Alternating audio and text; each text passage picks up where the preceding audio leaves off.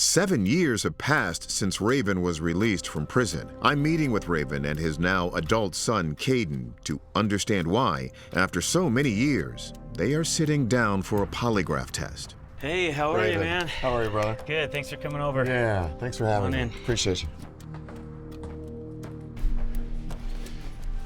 Gentlemen. Good to meet you, man. Caden, how are you, man? I'm doing good. Good to see you. No, I appreciate you taking the time to talk to me. I know this has been a significant part of both of your lives for some time now. And Yeah. Raven, let me start with you. How would you describe your life these days? It's like a house of cards that I live in. So like at any moment, you know, like if anything bad happens in a relationship, in work, it's always this background of, well, he's a murderer, he's a felon.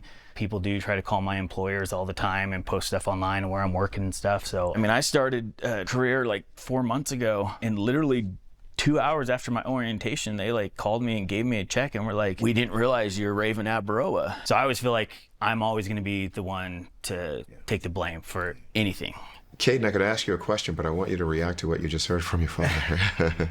I mean, it kind of feels unfair. It just kind of happened to me. I didn't have a say in any of the matter. Like, you know, I didn't have any choice in this, but it happened to me, and now I got to face the consequences for that. When, again, like, you know, what did I do? I was just a baby. What do you think when you hear that? I think the hardest thing for me is he becomes guilty by association when he's just a kid, you know, and he's just trying to navigate all those things that teens have to navigate. And I think part of that is why we're here today, because one of the things that I tell my son to do all the time is to just keep going, keep working, you know, and ignore everything else. But the truth is I'm not fighting, you know, I'm just sitting here getting beat up all the time. And I don't know that that's the best example to be to him. Like, we can fight a little bit, like, it's okay. April 2005, Raven. Yeah. What happened? Walk me through the day. My wife was murdered, is what happened.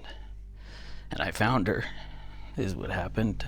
For all intents and purposes, I mean, it was a pretty normal day. We picked Caden up on the way home from work. Then, you know, it's usually just kind of unwinding, figuring out dinner. And then I had a soccer game that night. I made my way home.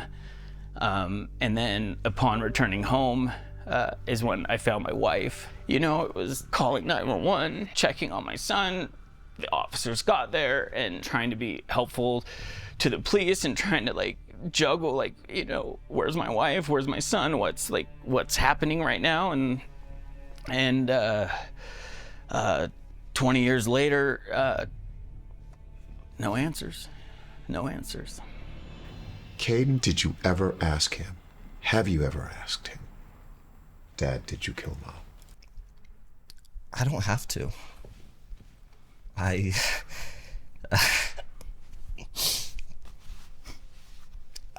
don't have to, because I know, like, never once did I ever think, oh my God, my dad killed my mom. Like, never once. I thought this was ridiculous, what everyone was saying about him. Like, none of it made sense. Like, it shocks me. Have you at any time regretted taking the plea deal? The answer is most definitely yes. But when it comes to being home and being able to see him, I'm extremely grateful for that.